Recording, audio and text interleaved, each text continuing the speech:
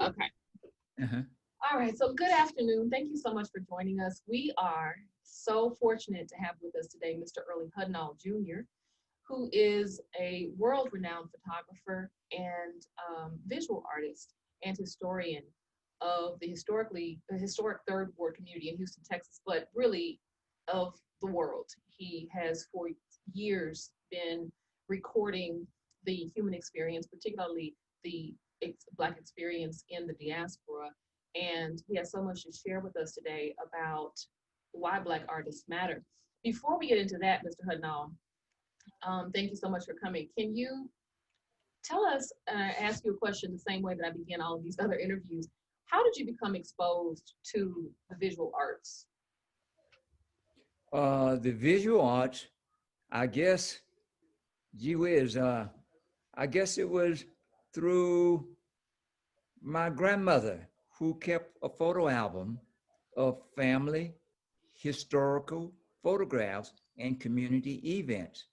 And during the summertime, sitting on her porch, she would pull out the album and explain to us about things that was going on. And at an early age, I began to understand the importance of documenting one's community. Uh, that came about because my father was an amateur photographer and he made pictures of us on Sundays, holidays, and important dates. And then there were the photographs of him while he was in military service. And looking through the album, what really stood out to me, there was an article, a newspaper clipping that my grandmother had said, Negro pilot shot down in Korea. And that was Jesse L. Brown. Jesse L. Brown was the first African-American Navy flyer. And he grew up in my neighborhood. I knew his daughter and his family. And then there was another article. Uh, Negro pulled from jail and lynched by a mob. This was in Poplarville, Mississippi. And they said an old minister dug the grave. I read that article and then I began to understand what was happening. And my mother put the emphasis up at that time on the death of Emmett Till. So with all of that, from a visual standpoint of view, my father being an amateur photographer, and in high school, our physics instructor teaching us the difference between a physical change and a chemical change using the drugstore negative and the light box 1001, 1002, and a physical change, taking a match and a piece of paper and burning it, and you had a physical change. But in that dark room, when that image put it into the developer and it began to come up, it was like magic. And I would assume at that point, my interest in the arts, evolved. But also, I was a visual artist who liked to draw and scribble. And so at that point, I had, it was born, the seeds were planted. And so I was on my way from that point.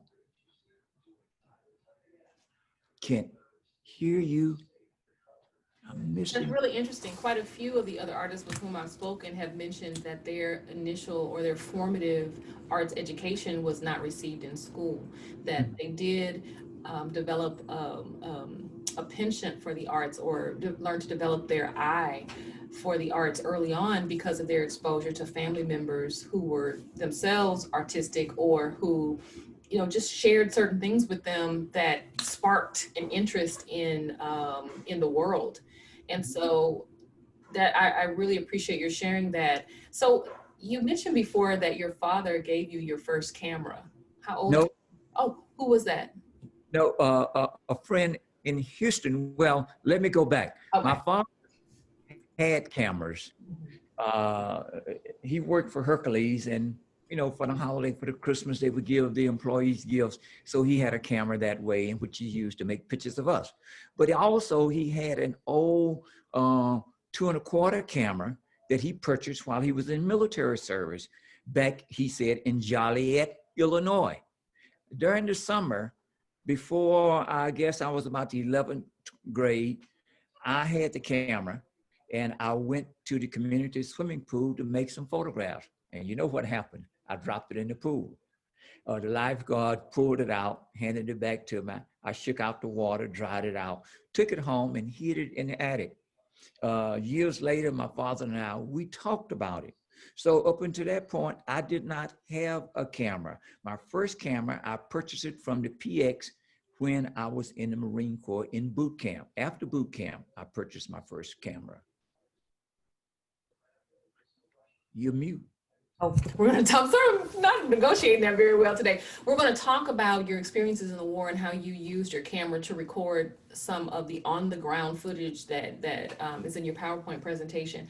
But I also found it interesting as you were talking about your formative experience that you said an article about Brown, Mr. Brown, and an article about the lynching of another gentleman in your state were like the two bookends to your understanding the importance of chronicling what was going on. And that seems to parallel that heroic event that of Colin Kaepernick kneeling in honor of, or to, in a way to plead for the acknowledgement of oppressed people in this country, and the other bookend of Mr. Chauvin, Officer Chauvin, kneeling on the neck of George Floyd. Those two moments in the contemporary time have seemed to frame a lot of younger people's understanding about what it means, or how important history is and how important it is that we keep our minds on what's going on in contemporary society. So when you were younger, those similar things sparked your interest in the arts, and here we are talking about the importance that arts has for contemporary young people. And how people during that time was denied the due process of law. The mob decided justice, or what they call vigilantes justice from that standpoint, pulling a man out of jail, lynching him, boom. So Hattiesburg, Mississippi, I'm sure was that was an interesting education in and of itself when you were younger. So when you left Hattiesburg and you came to Houston to attend the Texas Southern University, I understand that there were another set of almost happy accidents that led you to becoming the photographer for the official photographer for the university, and you did take some art classes there formerly in college. What was that experience like? Well, it was, I think it was good. I came to TSU as an art major in the art department, and I began to make a few pictures around the art department. Our first art seminar was Art Was Life. Art is life. One must draw upon his personal experiences, family, community, and who we are. And our first drawing or painting we had to do was something from nature. And I decided to do a railroad cross tie. And I don't know, maybe because my father was a switchman on the railroad, I had this attachment to that or whatever, however. So I actually used my camera to make a picture of it, to use it as a model. And other students in the art department began to ask me to make pictures for them. So this is how photography began to evolve on the campus. I took a class from Mr. Evans. I met a guy on campus named Nathaniel Sweets, who father was a newspaper editor from East St. Louis, Illinois.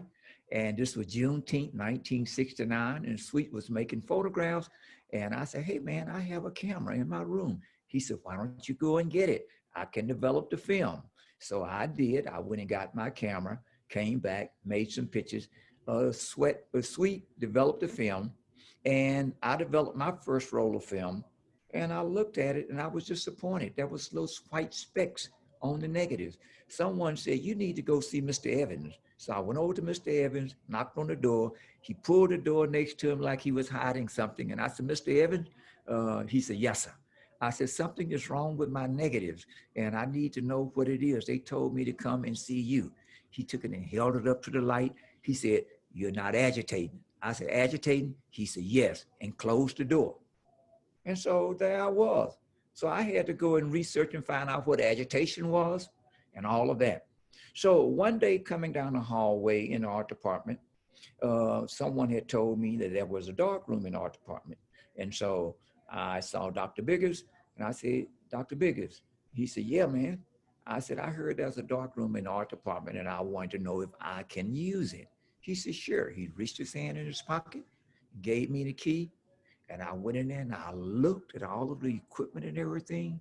I ran back across campus, got Nathaniel Sweets. We went to the camera store, got a box of paper, came back, set up the dark room. Sweets took me to the dark room, and wham, it took me back to high school, watching the photograms develop up, and there it was, and I've been on my own ever since. I took a course from Mr. Evans and became Alvin McEwen, student assistant from Mr. Evans.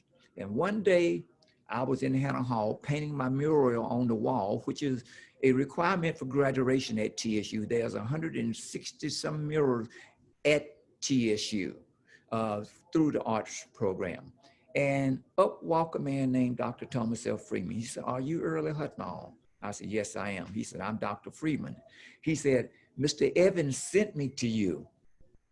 I need a photographer. Will you come and talk with me? I said, yes, I will. So I went over to talk to Dr. Freeman, and he hired me as a photographer for the Model Cities program. But let me go back. After I had gotten out of the Marine Corps, a friend of mine, a high school classmate, was home on academic probation. And guess who put him out of school? Thomas L. Freeman. And we was talking because I had planned to attend Southern University in Baton Rouge, or either the University of Southern Mississippi right there in Hattiesburg.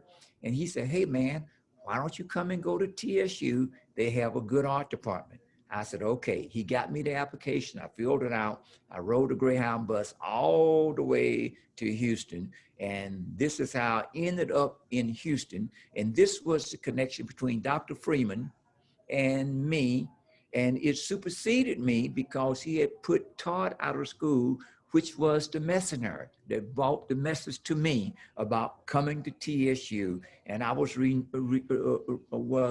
reunited with Dr. Freeman at the wall on the first floor of Hannah Hall. And I spent all of my whole career with Dr. Freeman that particular way. But this is how I was able to was introduced into the Houston community through the Model Cities program.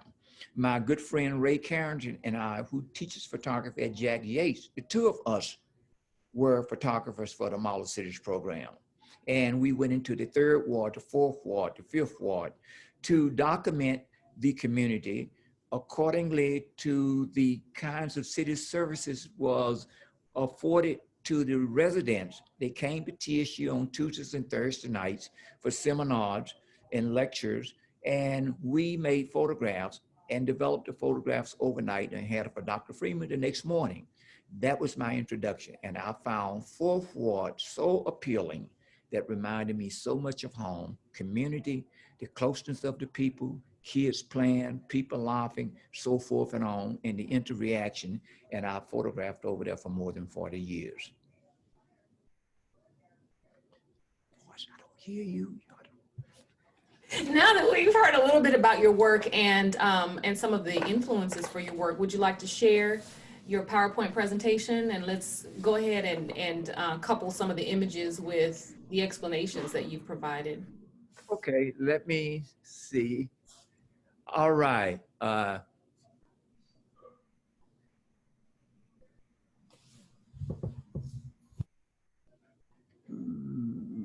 Basic whiteboard, desktop, past and present.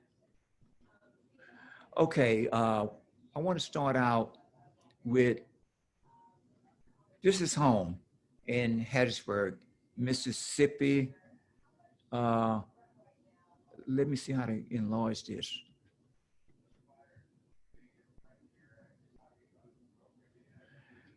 This is our backyard. It used to be a garden. I made this picture early one morning while I was home. Mr. Hudnall, I'm so sorry. We're not able to see the presentation. Can you share your screen with us and and press play? Oh, yes. Just to your left there. To my left. Okay. I'm looking at new share, but I'm looking for play. Right there. Okay, I got it. There you go. Okay. Now can you see it? Yes, sir. You can see the images. Yes, sir. Okay, let me see where I'm trying to go back. Just one second. I'm going to edit this. Good. Oh, something I'm not able to my I see mouse. the photo album now. Yeah, I know, but I'm trying to. I can see it behind my screen here, but I can't find my mouse, my pointer. Okay, I can see it. It's circling it's just to the right of the photo album.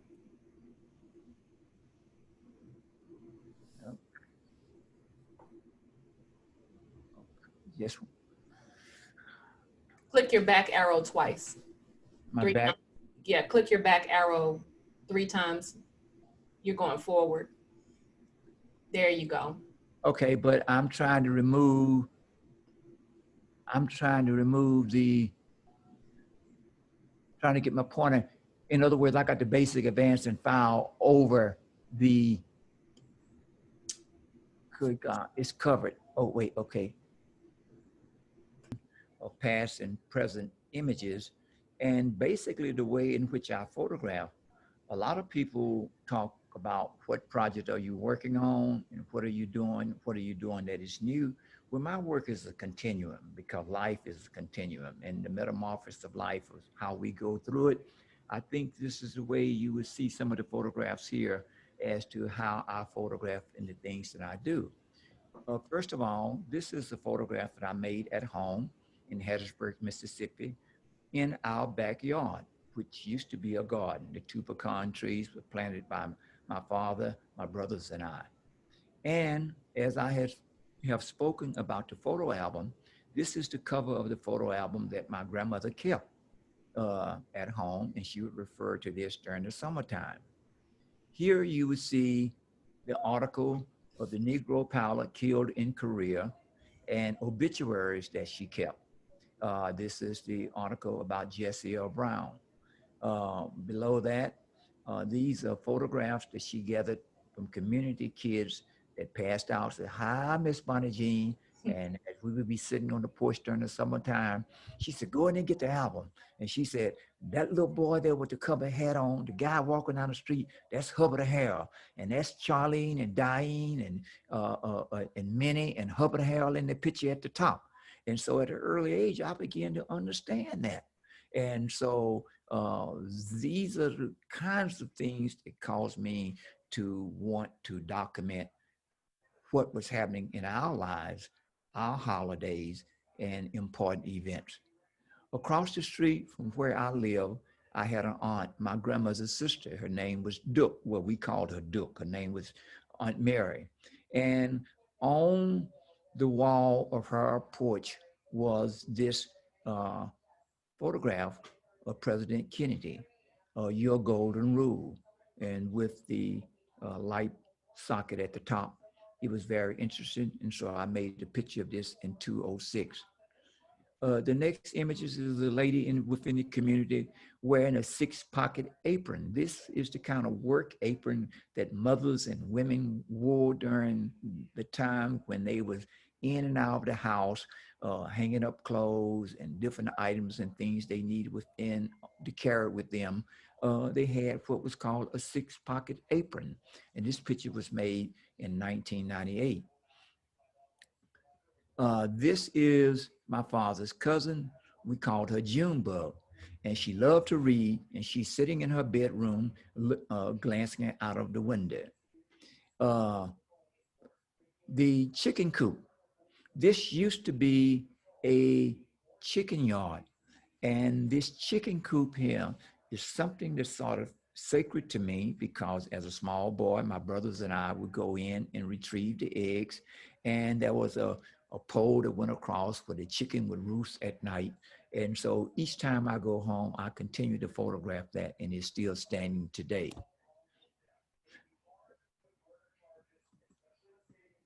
This is a picture of my mother made in 2006.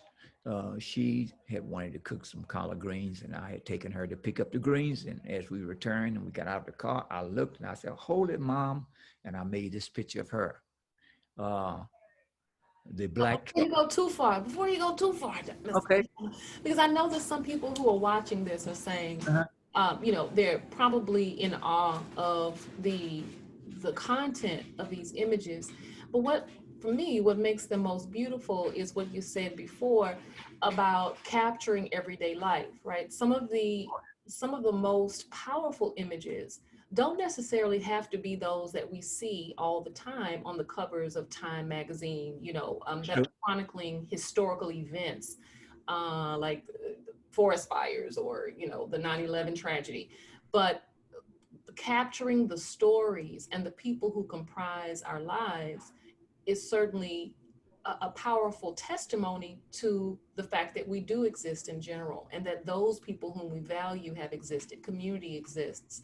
So I think this is a beautiful, beautiful photograph, not just because it's clear and sharp, but because the power and the regalness of your mother is very evident. And just the performance of the everyday is so vibrant, despite this being in black and white. And I can appreciate it so, so much. I'm so grateful that you're sharing.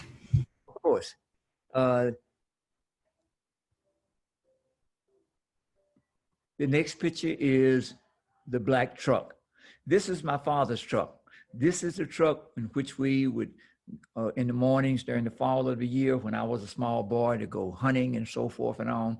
In early mornings in the fall, when it was cold, my father would get up early in the morning and crank his truck, and you could hear it running in the backyard.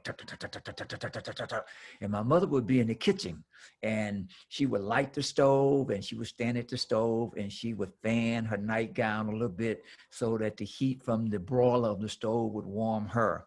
And we would be in the bed, my brothers and I, and I could hear my father in the kitchen on a hoarse voice, and he'd be drinking his coffee out of the saucer before he would leave. And then all of a sudden he would tell my mother goodbye, and you would hear the back door close, and you would hear the truck, and he would go out the driveway on his way to Hercules, where he worked at for 34 years. And so the truck had sentimental value to me. When I joined the Marine Corps, I had purchased a small camera after boot camp, and here we are off the coast of Vietnam. We actually ended up doing what was called a beachhead landing. I was in the second wave, and I took out my little Kodak Instamatic camera that had the cartridge that you drop in the back, and I advanced it and made this photograph. And all through Vietnam, I began to make photographs when I had a chance to, like a lot of other Marines. Now, my MOS, I was an 81 millimeter mortar platoon, and I was a mortar man while I was in the Marine Corps, and I was not an official photographer. Here is a machine gun that was captured by us, the Marines, 2.5 miles southwest of the DMZ, and I made a picture of that.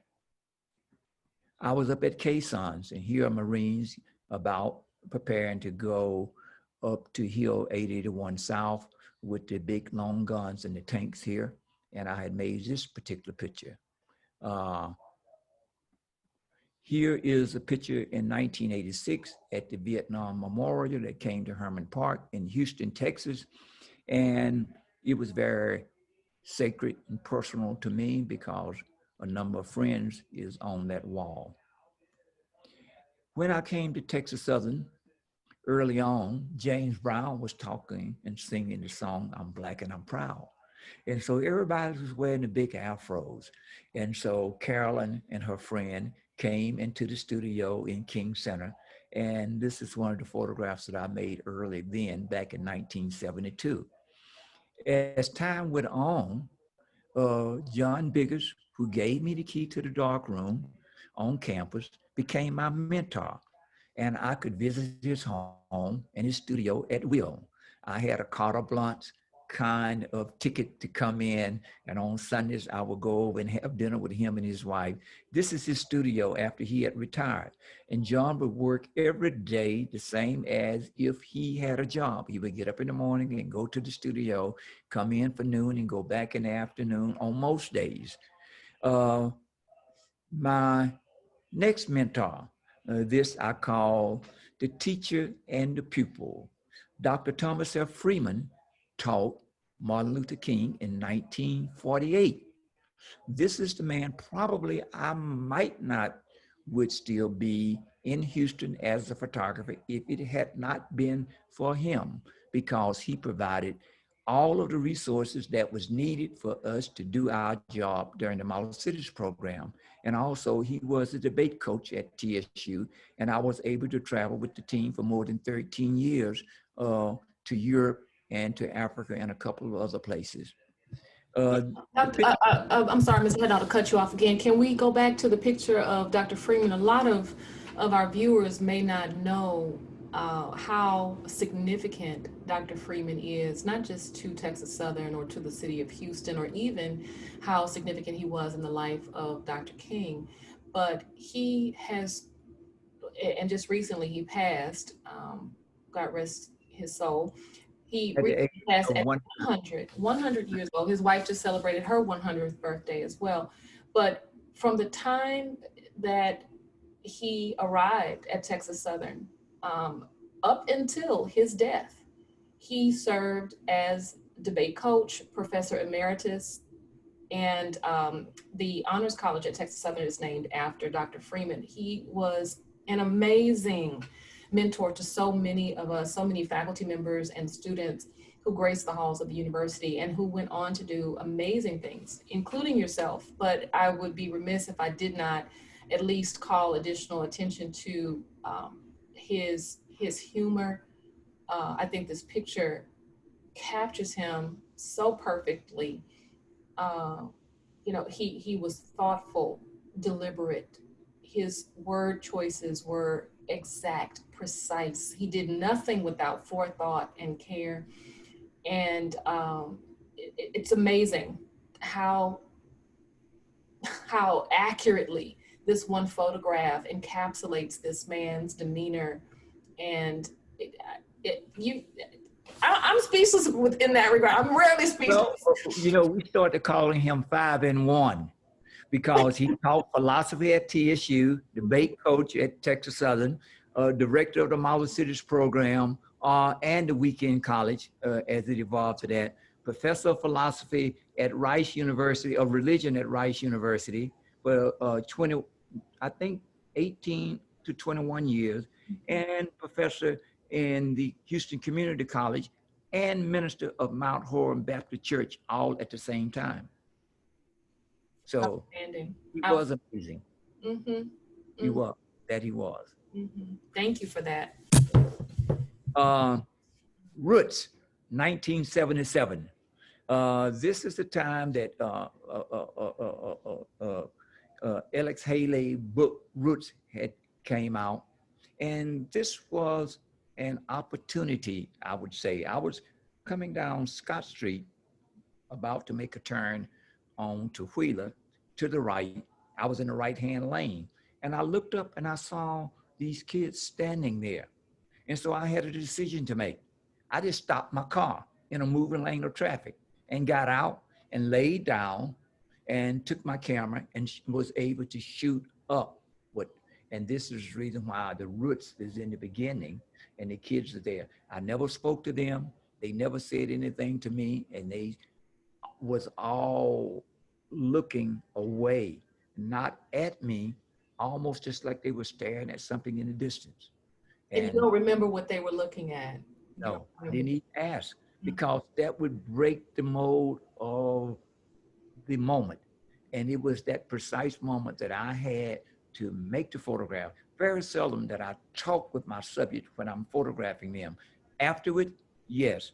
But before, I'm not a stalker, but when I see a scene, I have to approach it very cautiously and respectfully, because the subject is giving to me, and it's up to me to capture that moment. And this is when I decide to make the picture rather than snap the picture, or as some people say, shoot the picture. I learned that from Mr. Herbert Provost. Do you make a picture rather than take a picture? Yes. Oh my gosh, that's a whole different conversation. Oh yes, bouncing boards in Sunnyside. I used to work for a little newspaper, the Informer newspaper, and they would send me on assignments to cover events from time to time, banquets or whatever. And if you didn't have pictures, you didn't get paid. And if you had pictures, they would choose one or two, and you got $10 per photograph. If you spent an hour or 2 hours, there was no base pay, but per pictures. And hopefully you strive to have 5 to 6 pictures every week for the paper if you could. And while I was out on assignment, a number of times I would see kids playing, doing things during the summertime, and this is one of the joyful times that I was able to capture these little boys, which I call bouncing boys.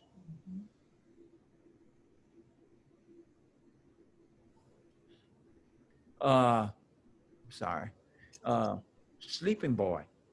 I made this picture in 1981 down in Haiti. And it is the first photograph of mine that was purchased by the Museum of Fine Arts at an exhibit at Barnes Blackman's Gallery in Houston, Texas. And I had come out of the hotel that morning to go and to purchase some bananas and French bread because there's a French bakery next door, and this little boy was there. So I saw him. I turned around, ran back to the room, grabbed my cameras, and came back. I was able to shoot him from the back of the head and from the front. And when I did, some kids came along and thumped him on the head, woke him up, and he had been asleep there all night. Quiet Song. This photograph here was made down in Belize, Standby Hopkins area. The priest, Father Lazarus, had asked me to go down to Standby with him, in which I did on a weekend. He was going down to have mass, and this picture here was made in what is called the breezeway. That's the area between the house and the kitchen house. The kitchen house was separate from the main house because it would be very hot when you were cooking on a wooden stove. So in the breezeway, which was very crowded, and I was there, this lady was looking out of the window and she was singing. So it is called a quiet song. Mm-hmm. The Fan Man House in Houston. This particular image here is of a house and of a gentleman who always collected discarded kind of things that he would see within the community to decorate the outside of his house. It became Houston, I guess you can say, a symbol of art, which is called another man's art. One man's treasure is another man's, one man's garbage is another man's treasure, but he was able to improvise and how he was able to balance things off, and he took pride in that. And so people in the community enjoyed viewing it, and I enjoyed photographing it. Beautiful. Okay, Flipping Boy, 4th Ward. Where a very famous photograph. Yes, this is called Flipping Boy. I was out one Sunday for a shoot, and I was being interviewed by one of the TV stations. This little boy said, "I can turn a flip." And he began to turn a flip, and I made this picture of him. These houses here in the 4th Ward, which is west of downtown, they no longer are standing. This was a community that was founded by former slaves, and it's in the shadows of Houston, Texas. And I photographed over there for a number of years. So I know that this is not the only image that you have of 4th Ward. In fact, because you have been photographing the greater Houston area for so long, your portfolio consists of quite a few images of all of the wards. Is there something that you might be able to share about the differences that you observed in the artwork or the photographs that you made? Well, what I found about 4th Ward, that even though it was built at the turn of the century, that it was still basically intact. And so you was able to come out of a modern city and then go over into the 4th Ward area, and you can go back in time. If you could mass out the skyline of the city and look at the houses there, it was almost just like going through a time capsule to a degree. If you could remove the cars and things on the street as you see them, you would definitely be within a time capsule. And then this is what was so fascinating to me about the Fourth Ward. The storefronts were still the same. The weather beaded clapperboard houses were still the same. These were duplexes here. And I guess this was the signature of the Fourth Ward. But most of the homes over there were shotgun homes and single family houses that the residents lived in. They was close together, and it was almost like row houses, one-story homes. And this is what I found so unique about the Fourth Ward that was different from other areas of Houston, even though other areas had similar homes, but Fourth Ward had a unique layout of its own. And Beth Israel Cemetery, which is a Jewish cemetery, which is adjacent to Fourth Ward, how the cemetery plays and come in view of the skyline of Houston and how it all comes together. This photograph was made on a Sunday afternoon while the cemetery was open to the general public and to people who wanted to come and pay their respect. And I made several pictures there, but I enjoyed how the contrast between the city skyline and the tombstone within the cemetery and how it played together. Mm-hmm. Just like me, this little boy and his dog, as I, who had a dog and several kids who had pets, was sitting outside of a convenience store one day, and he said, "Hey, mister, take my picture." And it's just so ironic that the dog is smiling as well as the little boy with his mouth open and the dog with his mouth open. And it shows the closeness and the love that a kid have for his pet. Again, here is a picture called Just Us, a homeless guy talking to his dog. And you see the eye of the homeless, of the dog, but you only see a profile of the guy there. But it's this intimacy and it's the universality of how we enjoy our pets and our companions, and they become companions for us. Two boys and two dogs. Big boy, big dog, little boy, little dog. And I just thought that it was such a fun kind of a photograph and how they end up posing. And I very seldom ask people to pose. I very seldom ask them to take, may I take your photograph? I kind of use my camera as a one to direct them, and they tend to follow me, and I smile and they look and become curious as to what I'm doing. I'll make the picture and then I'll hold a conversation. If I start a conversation and make the picture, then again, it's different. Mm-hmm. What I love about this photo is, Mhm. or what I find really interesting is that the images, the two young men who make up the composition here, depending on who the viewer is, might perceive these young men as threats, right? I mean, you're chronicling the neighborhood, you're capturing the everyday. There's nothing inherently threatening or fear-inducing about this image at all. But someone who comes to this picture perhaps with the idea that a young boy with his dog might be a threatening subject, one may see something completely different. And it just reminds me of the ways in which young men, young Black men in particular, but young Black women too, are perceived in media and in images that are more accessible in media, in mass media. You know, when I look at your pictures, I don't see a threat.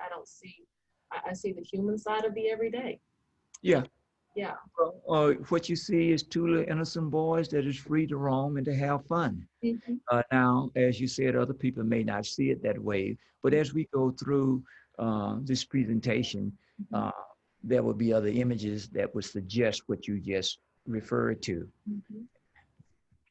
Uh, the working hand, the mechanic hand. This gentleman was working on a car one day as I was passing, and I became curious and stopped just to see what was going on. And I was able to make this picture of his hand extended, removing, it looked like if on the brake fluid cover, he was replacing that. And I actually made that picture. Beautiful. Mhm. The cowboy. This gentleman here used to work on the King's Ranch here in Texas. He's down in San Antonio. He said that he worked, he was a true cowboy, moving cattle, branding cows, and that. And he talked about the long, hard days. And he was sitting on his porch the day that I passed. And I saw him and I spoke and I went over and he was seated that way. And we started a conversation and he began to explain to me what he was doing and what he have been doing all of his life as a cowboy. And it was very interesting. It kind of reminded me of the stories that my grandmother would tell during the summertime when we'd be sitting on the porch at her house. It's a striking photograph. And at ease, this gentleman here used to work on a ship as a riveter. And in his spare time, he would make or build miniature airplanes. And so he was being interviewed for a newspaper article. And this is how he was standing. And I thought that was just the contrast between the shirt and his arms and his hands and how it all played. And it became just so personal from that standpoint of view. The universality, how people can identify with the sensitivity of material and the aging of skin and how we age and how, life moves on from that standpoint. Mhm. Marching boys. I covered a lot of parades, and this is at Texas Southern University homecoming parade. Believe it or not, it was 1977. I wonder where are they today? But these little boys proudly march ahead of the parade to the music, to the beat of the drums, and they are happy and they are marching on. And the name of it is called Marching Boys. A man walking. Believe it or not, during the summertime, this gentleman, I would see him on several occasions and look at the coats. He has on two sport coats, double layer, a vest, and an overcoat, and a hat. The hat reminds you of something from the 20s or the 30s or the 40s when men used to dress and people would be proud of what they was wearing. And this is how he appeared to me as he strutted down Southmore Boulevard in 2011. The Kiss. This picture here was recently published in the New York Times during Juneteenth, an article that it was running about Juneteenth. And this is one day I was in the neighborhood and communities had garages or automobile shade tree places that was close to their houses. And I was passing between two houses to go to the automotive shop to make a photograph. And this gentleman was sitting up there with his wife, lady friend. And he said, "Hey, make our picture." And they turned for a kiss. And the picture is called The Kiss. The Cradle. Uh, I photograph a lot at parades, and this is the aftermath of a parade. A mother that is sitting there with her kids after the parade is over. This was downtown, and it was just kind of sacred. The little boy feels so secure in the arm of his mother, and it was after the livestock show and rodeo parade.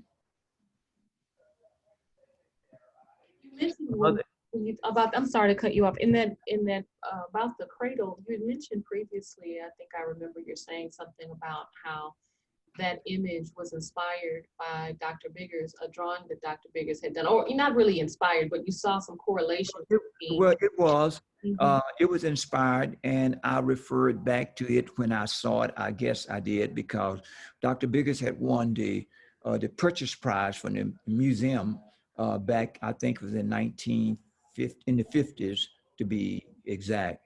And at that time, the museum was not integrated. So even though his image won the purchase prize, he had to go to the museum at a time where, when it was closed with a friend and share about a champagne with the director. And this is how it was at that particular time. And in him telling that story and looking at a copy of that in the books in which he had within his studio, I was inspired by that. And our collaboration from time to time was a spin-off. It inspired me in such a way in some of my images that I was able to make as a photographer was inspiration to him, and the exchange was mutual. During Katrina, this is a mother and son waiting to really for distribution of commodities and things that they was passing out to people. And we had struck up a conversation and her son was asleep. And I made this picture of her and it's called Mother and Son. Lady in Black Hat with Feathers was shot after a perfume, uh, uh, uh, uh, a funeral, Justin Robinson funeral, former city councilman Justin Robinson. And it reminded me of, again, of my grandmother and my mother and the ladies back home, how they would talk about their church hats and their hats and up for Easter. And back then in Mississippi, I don't know if they had it in Houston, we had what, and when you would go into a department store, it was called a layaway.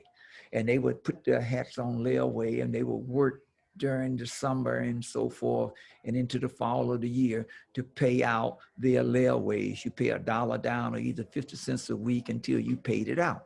And you would have your hat or either your crown to be able to strut down the aisle at church for Easter Sunday and on Easter Sunday. And this is what it reminded me of when I made this particular picture. I think layaway is universal. Yeah. Yeah. The Queen was here. Queen Elizabeth came to Houston to visit Houston, and she was at Antioch Baptist Church. There, only a certain number of people was able to get into the church. Some of us was not able to get into the church, and we had to stand across the street. And while we was waiting for her to come out and to be able to get a glimpse and to get a photograph, these ladies that was wearing their hats in honor of the queens, I made this photograph, and it's called The Day the Queen Was Here. Muhammad Ali came to Houston on several occasions, and this is close to the campus of Texas Southern University, and he was in the community talking to some kids. And so, float like a butterfly, sting like a bee. My name is Muhammad Ali, and the kids just ate it up and enjoyed it and so forth. This picture here leads up to, and I put it into the presentation to show that a lot of time there's always a secondary picture. And this was the secondary picture to the one called The Guardian. Again, and you can see how position changes, how people position changes as to what they're looking at. What is the father or the brother thinking about? What is the little girl staring at? And the American flag coming out of his head, in his hair, and the overcoat on. This was during the month of February for the livestock show and rodeo parade. And this is the secondary picture, which I think leads up to The Guardian. And this is the pictures that I chose to print. And this is the main photograph, but that other one is a secondary picture to this one. No, most times I would make 2 or 3 shots. If I feel that I don't get it in 1 or 2 shots, it depends on if the people turned a certain way or whatever. I'll wait for that precise moment. And this is the moment that I thought that was most important to me. Very powerful image. Again, the man with the flag, again, it's kind of aristocratic. It's an archetype from my childhood of how men would dress, and when you would see them, their statuette, very powerful and direct and so forth, with the American flag again in his coat.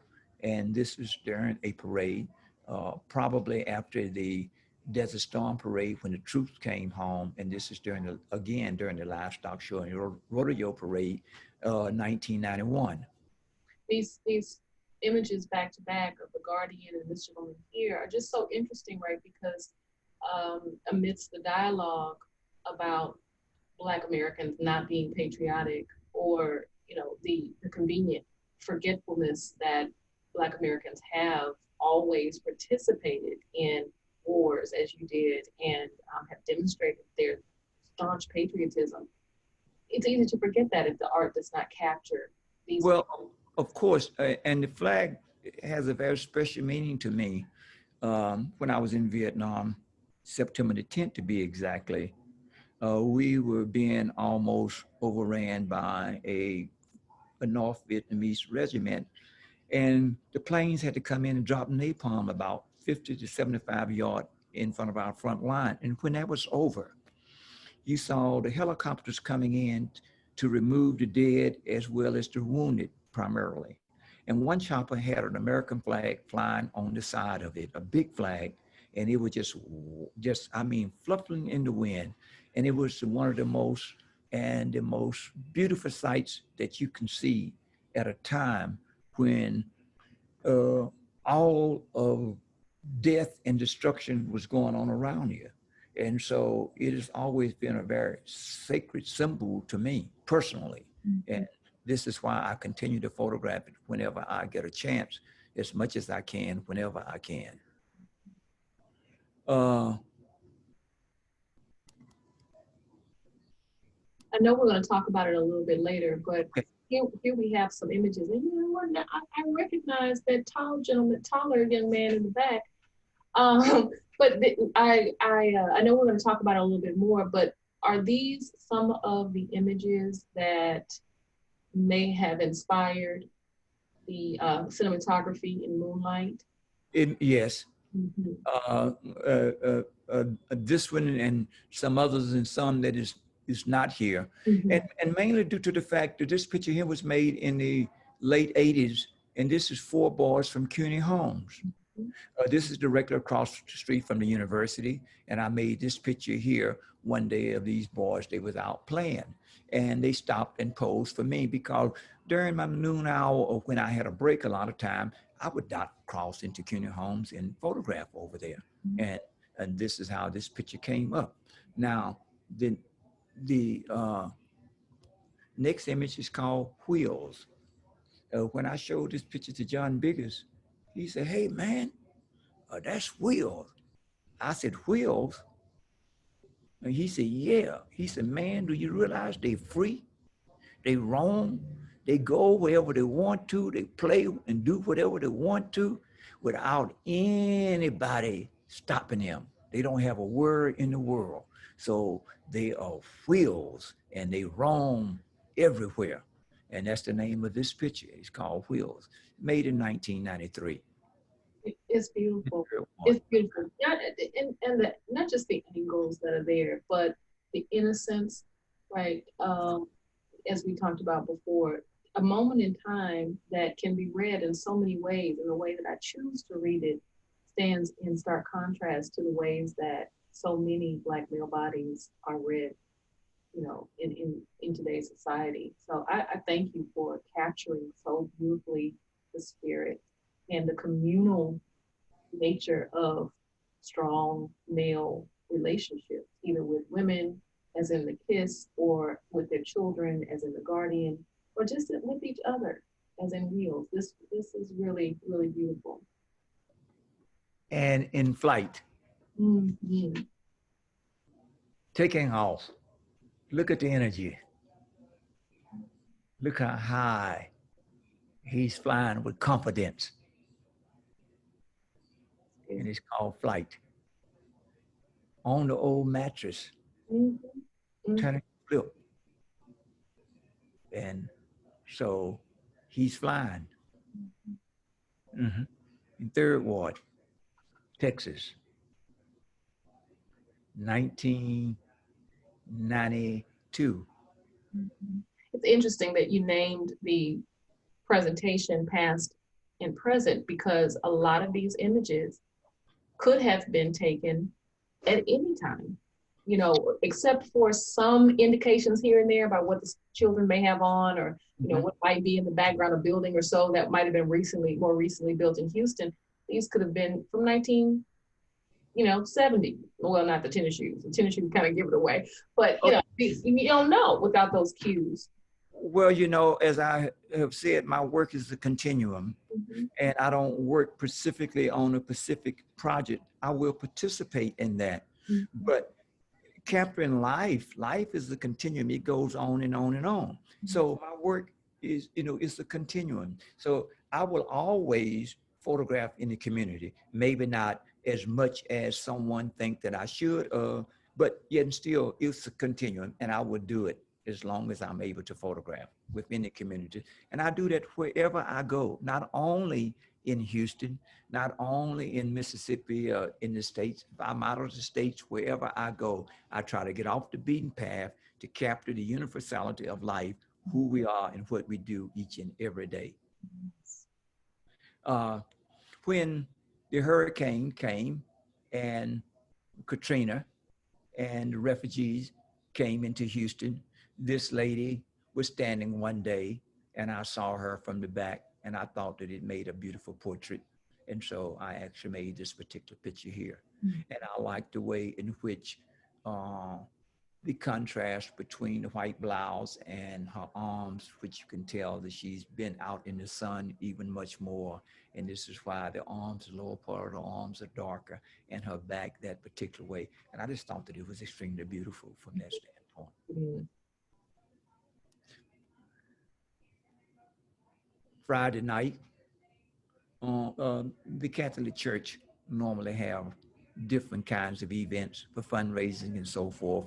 And this is one of the newspaper assignments that I was on, and this couple was dancing, and it's called Friday Night. Mother and Sons. Again, we go back to 1972. This is during the Model Cities program uh, in the Third Ward area. The streets are being repaired, and I was out on a Sunday morning making photographs, and this mother and her two sons was on their way to church.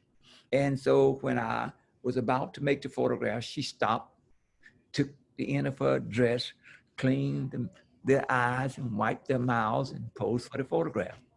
And it's called Mother and Sons. Nice. Shoes are perfectly shined. Yep. Now let's go back again. This Mhm. picture is made in Laurel, Mississippi. I was on my way back with some colleagues from Washington, D.C., and we had stopped in Laurel for gas, and this house was next door. And these kids were sitting there on the steps, and the two white rocking horses was there in the foreground. And to the right is what is called a glider. That is an old glider swing that you see with just the arm of it, just the bare essence of it. And again, as you say, these images become timeless. It can be taken at any one point, but this was in 1972. Uh, Coming home, my grandmother was a day worker, and this reminded me of that, as so many women from the South were day workers who had to wear uniforms. My grandmother worked for a family called Dr. Merle and Claude William for $3.50 a day. And then a friend of hers was in New York and told her she could come to New York and get a live-in job and make $50 a week and be able to save money. And so my grandmother did, and she moved to New York for 2 years on Owsley on Hudson up in Tarrytown, New York, and worked for the Warner family. And she used to write back and send images and talk about her experiences and these kinds of things. So in essence, it was almost like a holiday for her being there making $50 a week rather than $3.50 a day. Mhm. uh, Petties of Houston, hairstylists. You as a small boy and as a young man growing up in Mississippi, at night we would listen to the radio, raise the screen, and hear the crickets and the cool breeze coming in, and listening to Randy's in Nashville, Tennessee, Royal Crown hairdressing with Reverend Ike Prayer Cloth, and you would hear that. And they came out of Nashville. So when I saw Petties of Houston here in 1981 about the manicures, the blow dried, and men's and lady hairstyling, and the California curl, and the Jerry curl, and all that, it reminded me of the photographer Walker Evans, who the book Let Us Now Praise Famous Men that I truly love, and was one of my mentors and heroes in the area of photography. This is a reenactment for the Ensemble Theater. This is a reenactment of the Tuskegee Airmen. And in the foreground, the two gentlemen down below was actually a part of the Tuskegee Airmen. I see Dr. Bingham there on the right, bottom right. Who was Dean of the School of Business. He was one of the original Tuskegee Airmen. And so I made this picture down at Ellington Field. Mm-hmm.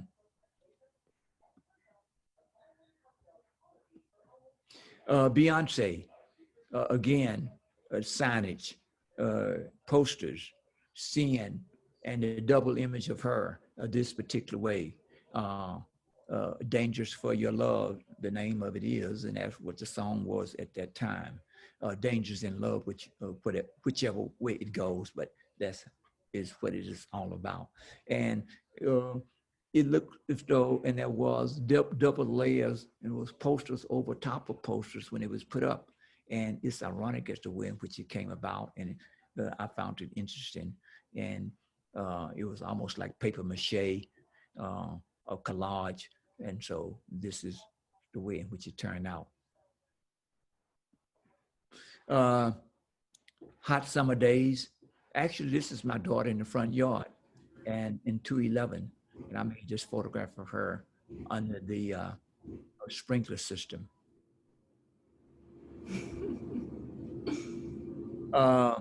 This I call lipping.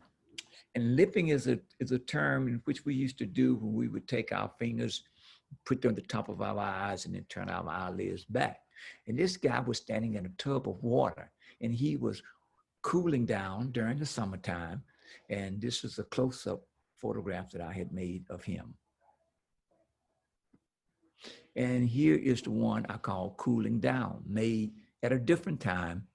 The first one that you just saw, this was made in 2003. And this one here was made in 1997. And it's called Cooling Down. And so you can see how there's repetitions of how we enjoy summer times and how kids repeat and do the same things years and year after year. Here is a different version of the same young man. Cooling Waters, this one is called. And I like the way in which the water kind of overlays him. It's almost just like it's a plastic, an invisible kind of shield, and the water is cooling him, but yet and still is very relaxing. Hip hop. Michon, you spoke earlier about what people see within a photograph and what conclusion they come to as to what the subject may be doing and what they are not doing.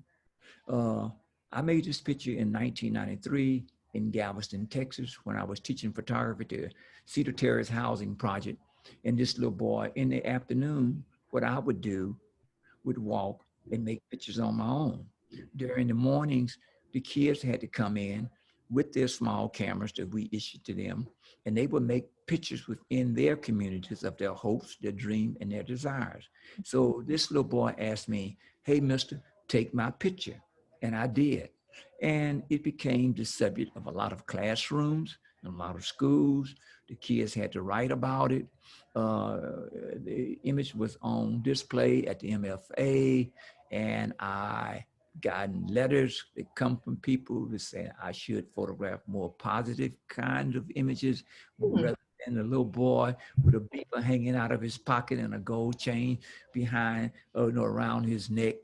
But he is imitating what he see around him. And believe it or not, about a month ago, I got a call from the gallery, and this guy was visiting the George R. Brown Convention Center, and he saw this portrait, and he took a picture beside it and said that it was him.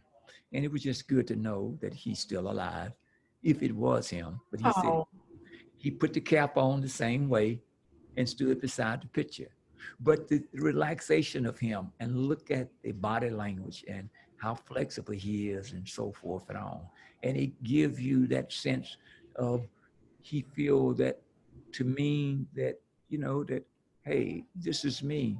I am proud of who I am, with my cap on and with my chain on and my bare skin. And I think this is one of the photographs that the cinema photographer for Moonlight referred to once they began to look as to how they was going to approach the filming of Moonlight. beautiful. Again, that's bouncing boards, and I think I've shown that before. Mhm. I had a chance to go to South Africa, and here is an image of Nelson Mandela's jail cell, where he was held in solitary confinement for 18 of his 27 years on Robben Island. And the thing of it is, I wanted to photograph it in such a way to show the closeness of it and how small it was, and how he was confined there for 18 years in solitary confinement. And this is the section of what you would see political prisoners were held in solitary confinement in this section. And when people came to visit him, or the guards, all he saw them was through the hole in the door there. Wow. Mr. Shine I love this picture. made this picture one day after I finished a newspaper assignment, and this man was standing under the canopy. And this picture, yes, it was made with a Leica camera. Yes, it was made with a Leica reflex camera, but with an Apple tele lens. And to the viewers who are photographers, the most important aspect of the camera is the lens. If you got a very good lens, you can make very good photographs. The contrast is so good, and from that standpoint of view, with the best of lenses and so forth. And for me, all of the photographs you've seen here today, I do my own developing, my own processing, and my own printing. And that's a point that I really am glad that you emphasized, because in this age when everyone has a camera, right? I mean, anyone who has a phone has a camera. Of course. And there are lots of people who might be looking at this saying, well, I take some pretty good pictures, and I can be a photographer, and that might be true. But what distinguishes you, in addition to your subject matter, I think, is the fact that you are still going into the dark room. You do take digital photos, but you do develop your own pictures. You do go into the dark room, and you talked about burning to make sure that some of the images are crisp. Yeah, so this is the preservation of a very important craft.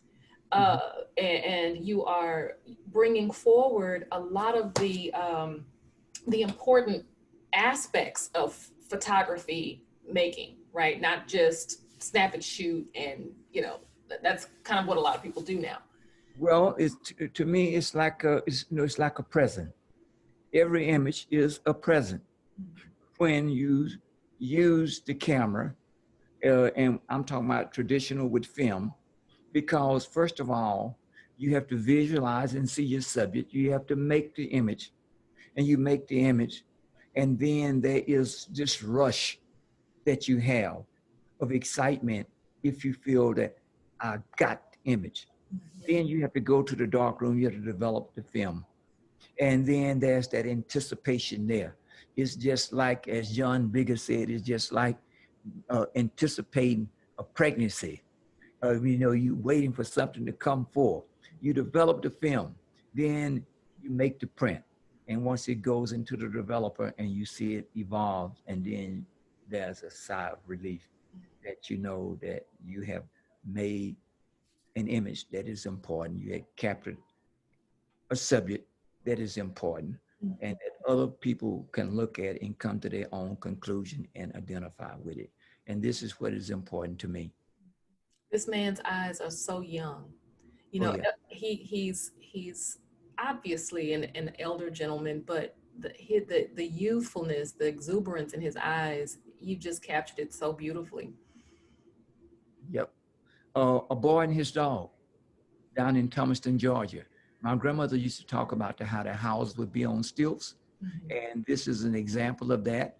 And underneath the house, people would store things. The chicken would be underneath there in the wintertime, and the hog, she would say it, and in the floor, if there was a hole or not hole, it was covered with the lid of a can that comes out of a can. You would cut that out and do so. And so this reminded me of that. The wedding toast, again, was on a newspaper assignment, and this Army officer and his bride was given a toast, and I was able to make that particular picture there. It's gorgeous. From my back door, this is again in Fourth Ward, and this is a picture made in the late 80s. And this man is standing there and the clothing is on the line. And then you can see that my mother used to hang clothing on the line from the old wringer washing machine. After you would do the washing and you run them through the wringer and they go back into the tub and then you had to go out and you had to hang them on the line with the clothespin. Mhm. Now we take them, we throw them into the dryer, and that's it. But these are air dried clothing. This is organic washing, I would guess you would say, rather than the traditional stuff that we do with the automatic machines and the new type of gadgets and so forth and on. And and that's it. Uh, the wood chopper. This guy was working behind my house, and he was back there one day. I came home for lunch in the alleyway, and I heard when I went back and I saw him, I ran back and got my camera. I said, "Hey, mister, I want to make your picture." And he said, "Why?" I said, "Because your cover holes." I said, "They remind me of my father and the men's in my community where I grew up at. My grandmother and mother used to patch them the same way." A picture of my wife, Brenda, and we was in Europe together, Mhm. and she was anticipating the looking off, and I ended up making this photograph of her. My daughter, Margaret, and this image here was inspired by an image by Kermit Oliver, which I have. A young pregnant lady is sitting on a bench, and she's holding a ball in her lap, and the background is of a prairie land. And so I made this picture in the doorway to the dining room from the outside, and she's holding a pomegranate. And at the time, she was 7 years old. And believe it or not, today is her 15th birthday. Oh, well, tell Margaret I said happy birthday. Again, now we are back. This is 2020. Yes. And this picture here is called The Wall. This is in the third ward in the CUNY homes where Floyd George grew up at. And this particular wall, a young lady told me that all of the names on this wall meant something, some kind of tragic situation in their lives, whether they was killed, they was shot, something happened that was tragic to them. And this is called The Wall. And this was a quote on the wall: "The third ward love by the ghetto angels, endangered species, black men, you are a beast. The hood cries out." Mm, mm, And this picture here, which I named "Why" with a question mark, and he's standing in front of the wall, a different portion of it. And he was standing there talking to some people. And at a moment, he turned, and I made the picture this particular way. Again, here is the subject where the photographer decides on the precise moment when he want to make the picture. And it's somewhat kind of a telepathic spiritual connection between him and the subject. Whether he was aware that I was making the photograph, I don't know.